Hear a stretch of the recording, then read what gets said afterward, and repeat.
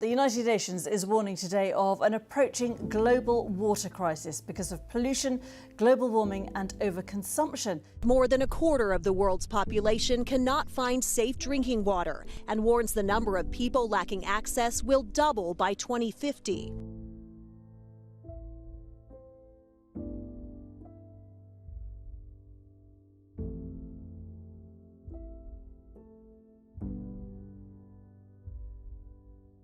ABC News is bringing you reporting about the power of water and how water issues are threatening the health of millions of people around the world.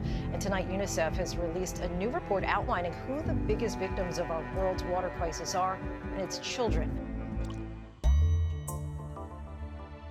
If you are going to move toward a more resilient system, you're going to have a mindset shift. Timing matters with systems work. The technologies we need to address the water crisis exist today. And together we are creating a new operating system for the world's fresh water.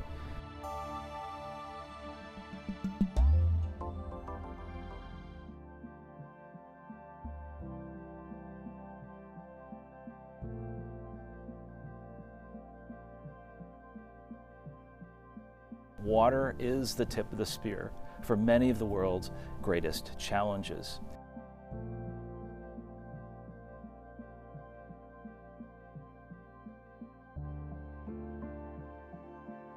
And it's a privilege to share this time with so many of the biggest thinkers and doers. From leaders in water, policy, science, media, business, finance, systems change, and about the psychology necessary to unlock our full potential to meet this profound moment. You have to understand that the water that we see normally in our environment is abused, overused, polluted.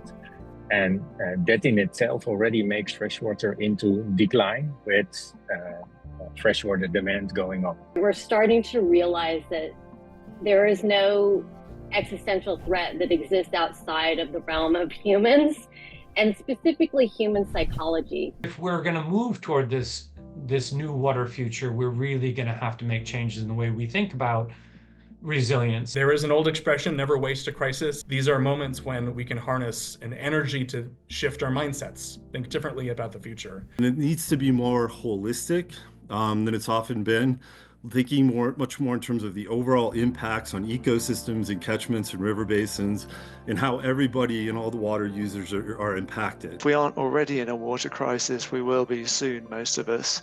But history at least teaches us that sometimes a small change makes a big difference in a good way, including for water systems. People take stable water supply for granted. And so the challenge to readers is, how do you make that feel like something that is urgent, something that matters to them, not to distant communities? I'm trying to do is trying to connect the community level story with that global picture. Beyond these conversations, I hope what we've laid out here is a map for systems change. And our goal is to make a more water secure world for everyone, no matter who they are. And so we do invite you to participate, because one thing's for certain, incremental is no longer an option. And that's why we're designing Water Future together. And it really does start now.